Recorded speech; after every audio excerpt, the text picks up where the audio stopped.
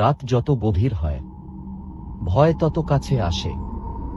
আজ আমরা তোমাকে নিয়ে যেতে চলেছি একটা এমন বাড়িতে, যেটা বাইরে থেকে দেখতে একেবারে সাধারণ, কিন্তু তার ভেতরে লুকিয়ে আছে এমন এক অভিশাপ, যার ছায়া এখনো টের পাওয়া যায় দেয়ালে, দরজায়, এমনকি বাতাসেও।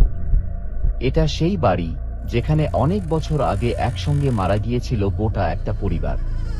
লোকেরা বলে সেই আত্মারা আজও ঘুরে বেড়ায় সেখানে, আর যারাই সেই দরজা খুলে ভিতরে ঢুকেছে তারা আর কোনোদিন ফিরে আসেনি। তুমি কি প্রস্তুত? কারণ এখন শুরু হচ্ছে অশরীরীর কণ্ঠ সিরিজের চতুর্থ মৃত্যুর ছায়া ঘেরা অধ্যায়, অভিশপ্ত বাড়ি।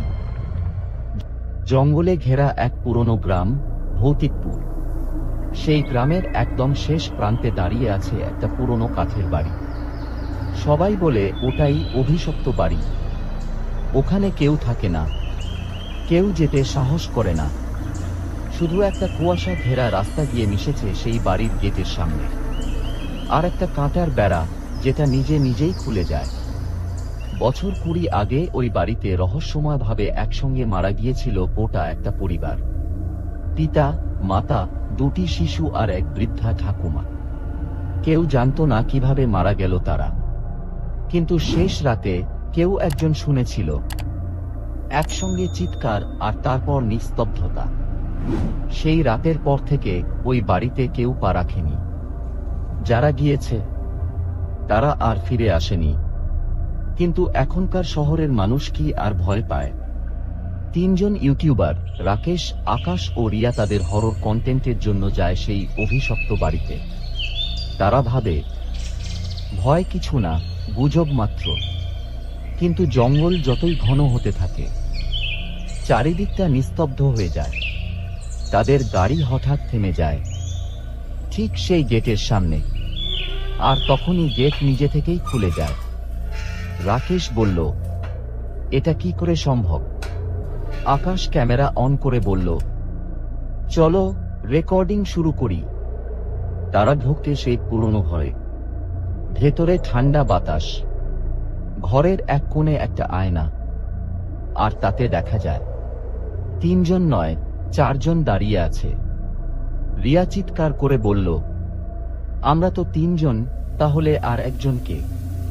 আকাশ বলল, কিছু ঠিক লাগছে না, আমি এখনই বেরিয়ে যাব।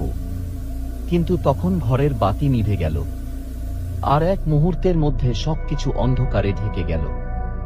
অন্ধকারের মধ্য থেকে শিশুদের কণ্ঠ শোনা গেল, আমাদের এখনো খেলা শেষ হয়নি। তারা ভয় পেয়ে দরজা খুলতে গিয়ে দেখল দরজার পাশেই দাঁড়িয়ে আছে একজন ছোট মেয়ে, কিন্তু সে জীবিত নয়। মেয়েটির চোখগুলো ছিল রক্তের মতো লাল, আর মুখে ছিল বিকৃত এক হাসি। রাকেশ হতভম্ব হয়ে পেছনে তাকাতেই মেয়েটি হঠাৎ করে অদৃশ্য হয়ে গেল। তারপরই ঘরের মেঝে থেকে ভেসে উঠল ফিসফিসে একটা আওয়াজ, তোমরা দেরি করে ফেলেছ, এখন এখান থেকে কেউ ফিরতে পারবে না। আকাশ ক্যামেরা নিয়ে দরজার দিকে দৌড়াতে লাগলো, কিন্তু দরজা এখন আর খুলছে না। জমাট বাঁধা রক্তে আঁকা এক বাক্য দরজার ওপর, তোমরাও এখন আমাদের সঙ্গেই থাকবে এই বাড়িতে। রিয়ার চোখ কাঁপছে, ঠোঁট কাঁপছে, তার পায়ের নিচে হঠাৎ একটা কালো ঘন তরল, ঠিক যেন রক্ত। হঠাৎ করেই পুরনো ঘড়িটা আপনা আপনি বেজে উঠল রাত 3টা, আর তখনই দেয়ালের সব ছবি নড়াচড়া শুরু করল। একটা ছবির ভেতর থেকে বেরিয়ে এলো এক বৃদ্ধা ঠাকুমা, তার মুখে একটাই কথা, আমরা কেবল শান্তি চাই। রাকেশ পেছনে ফিরে দেখল রিয়া আর নেই, শুধু তার মোবাইলটা মেঝেতে পড়ে আছে, আর তাতে ভিডিও চালু রেকর্ড হচ্ছে। কিন্তু ক্যামেরায় দেখা যাচ্ছে রিয়ার মুখ আর পেছনে দাঁড়িয়ে থাকা একটা ছোট্ট মেয়ে। আকাশ কাঁপা গলায় বলল, আমরা এ বাড়ির অতিথি, আমাদের ছেড়ে দাও। কিন্তু তখনই ছাদ থেকে ঝুলে পড়ল 2টো শিশু, সেই বিকৃত হাসি নিয়ে। ঘরের প্রতিটা দেয়াল এখন যেন নিঃশ্বাস নিচ্ছে, ঘরের বাতাস ও ভারী হয়ে উঠছে। রাকেশ আর আকাশ দৌড়াতে শুরু করল, কিন্তু ঘর যেন একটা গোলক ধাঁধায় পরিণত হয়েছে। প্রতিটা ঘরে তাদের চোখের সামনে এক একটা মৃত্যুর দৃশ্য। শেষে একটা ঘরের ভেতর গিয়ে রাকেশ আর আকাশ দাঁড়িয়ে পড়ল। তখনই ঘরের এক কোণে দেখা যায় রিয়াকে, কিন্তু তার চোখ লাল আর গলায় এক ঝুলন্ত পুতুল। হাত বাড়িয়ে সে বলছে, তোমরা ও চলে এসো, আমি একা আর খেলতে চাই না। পরদিন সকালে গ্রামের মানুষ এসে দেখল বাড়ির গেট খোলা, একটি পুরনো গাড়ি দাঁড়িয়ে আছে গেটের ঠিক সামনে, কিন্তু কেউ কোথাও নেই, শুধু গাড়ির দরজার গায়ে রক্তে লেখা, তারা এখন আমাদের সঙ্গেই আছে। আর সেই দিন থেকেই প্রতিদিন রাতে সেই ঘরের জানালায় তিনটা ছায়া দাঁড়িয়ে থাকে, তারা তাকিয়ে থাকে রাস্তার দিকে আর খুঁজে বেড়ায় পরের অতিথিকে। তবে এই গল্প এখানেই শেষ নয়।